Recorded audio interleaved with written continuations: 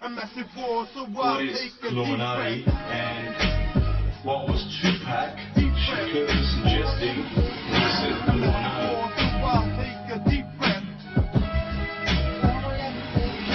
What is Illuminati and what was Tupac Shakur suggesting when he said Illuminati? First of all, we need to know what Illuminati is. Illuminati is made up of two words, kill and Illuminati. The definition of kill is obvious, however the word Illuminati is not as obvious. Illuminati is basically another interpretation of Masons or Freemasons or hidden leaders or hidden rulers, etc. Sometimes these Illuminati are not so hidden either. Tupac once said in a famous speech that there had to be an overthrow of government, and that we had to get rid of Bad Boy and Nas, who were the government he was talking about in that particular conversation. He was clearly pointing out that these were the Illuminati and that they needed to be removed or shifted away. This is how we get the word Illuminati. If you do some research, you'll find out that the Illuminati and the so-called all-seeing One Eye are affiliated with one another. Check out one of Alice Jones's videos or just Google it for yourself. This will give you another version of and dimension of Illuminati information that you may find relevant to this discussion. This all-seeing one eye that I'm referring to is a symbol that the Illuminati use. You will find it on the bottom right-hand corner of your screen if watching the David Letterman show or on the American $1 bill. It's actually it's not on both sides, it's on one side, on top of, there's a pyramid there, it's on top of the pyramid there, a piece of the pyramid. Puff Daddy, previously known as, or P. Diddy, sorry, previously known as Puff Daddy, released an album a few years back called No Way Out. This album featured such artists as Biggie Smalls and Twista. On this album, there's a track called Is This The End, in which the lyrics are rapped in a cunning way and the words "gotta keep one eye to the sky" are spoken. Okay, that might kind of seem weak to base an argument on that, but what was the album called again? No Way Out, abbreviated NWO, or in other words, New World Order. On the American $1 bill, you'll find that the all-seeing one eye at the top part of the pyramid, which is at the top part of the pyramid, whilst around the pyramid in Latin is said New World Order. Obviously, P. Diddy, Puff Daddy, whatever, knew who he wanted to be affiliated with, and he wanted no hurdles in his way so he could keep selling records. Tupac knew this because, he saw the signs, and that's why he put Puff Daddy and the Bad Boy crew down as hard as he did, apart from other things. There are many other things I could mention, like signs, lyrics, videos, etc., that all point out that P. Diddy's down with the Illuminati and that he is a sellout. But I don't want this to drag on. Tupac mentioned Jay-Z a lot in his rhymes as well. Jay-Z copped a lot of disses, and it's not hard to see why. If you look at Jay-Z's method, you will find that he uses a lot of hand signs and gestures. He uses what is known as a satanic goat's head a lot. Another one that he uses frequently is a pyramid with the eye sign. If you've watched his videos or, seen some of his concerts, you'll see him or people that are really part of his crew but are made out to look like they're actually his fans waving and flashing these hand signs. They do that to make the people that are actually true fans kind of start copying. So when you see people that are doing this really confidently, or doing that really confidently, people that aren't so confident, your real fans actually start imitating them. They start copying them, wanting to be like them, thinking that this is a part of you as well. The thing is, Jay-Z is an Illuminati loyalist. He takes it a step further. He's got a track on one of his albums where the words 666, murder, murder, Jesus are heard. Don't believe me? Go on YouTube, type in some keywords and, check it out for yourself. I mean, What does Jesus have to do with any of this?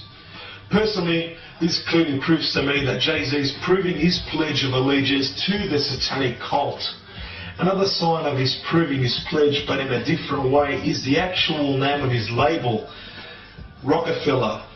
You can even check out his name, Jay-Z, and what it means and whatever, but that's another part of the whole issue altogether. You don't know who the Rockefellers are? Alright, well, that's something that you could do some research and find out, because it's all a part of what I'm talking about. With all this happening, you can understand why a real soldier like Tupac starts shouting out Illuminati. 50 Cent in the game, people wanted me to mention things about them. Well, here goes. They're two artists that flash money, sex and power, or veni, veti, veci, which is in Latin. Whether they flash it via visual images or via audio, it's designed to lure in young victims that are sucked in, whilst 50 and Game make a killing out of the chit-chat about them being enemies, which is all fake, it's all bullshit. They also portray an image to the youth that you can be a hard ass and don't need nobody else but yourself and fuck everybody else mentality. If you understand the bigger picture, then you can clearly see that this is what the bigger corporate companies would like all males to be like.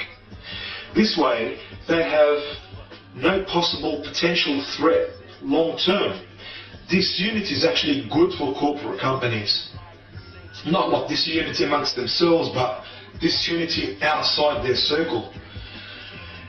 And one other thing before I go, I just wanted to know what Game is going on about with this particular thing. If you check out his track Scream on him, you'll notice something strange. The track has nothing to do with religion. Actually, if anything, it's anti-religious. The introduction of the track has a man announcing Shahada, or what is known in English as call to prayer, right at the beginning of the song. The problem is, there were gunshots fired in the background, making it sound like a man getting shot. Pay attention if you check it out. It's done in a cunning way. It's right at the beginning, and you're going to have to put the volume up just a little bit to hear it, as it is deliberately reduced. Game, what were you attempting? Please explain. You know what? Actually don't. It's clear who you're down with. It's all fucking fake anyway. I got a jigger. I'll be back soon.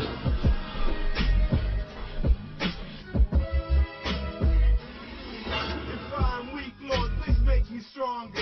I'm finding it hard to breathe any longer. Charisma's gone, now I'm broken. A life token gone, now I've spoken. Awoken, but it's not.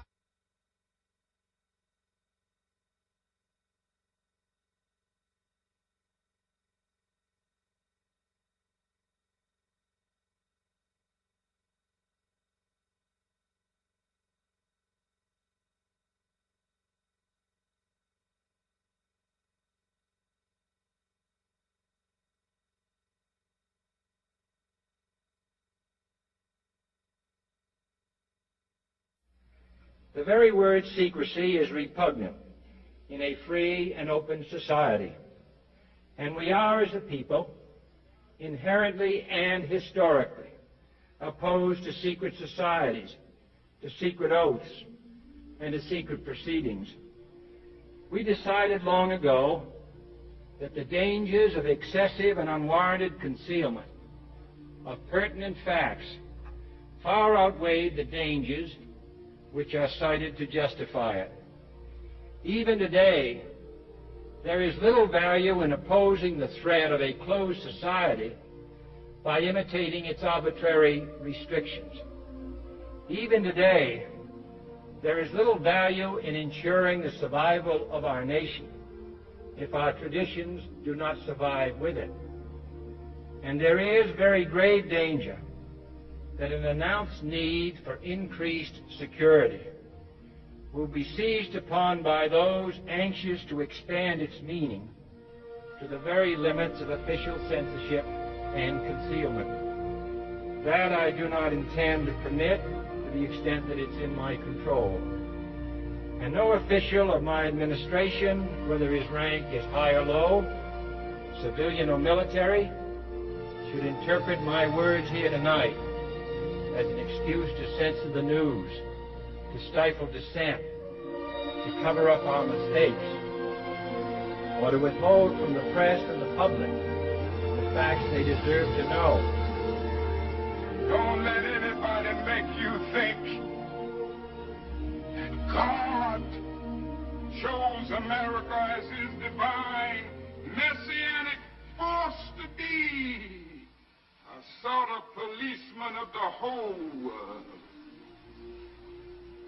God has a way of standing before the nations with judgment, and it seems that I can hear God saying to America, "You're too arrogant. You don't change your ways. I will rise up and break the backbone of your power, and I'll place it in the hands of a nation that doesn't even know my name.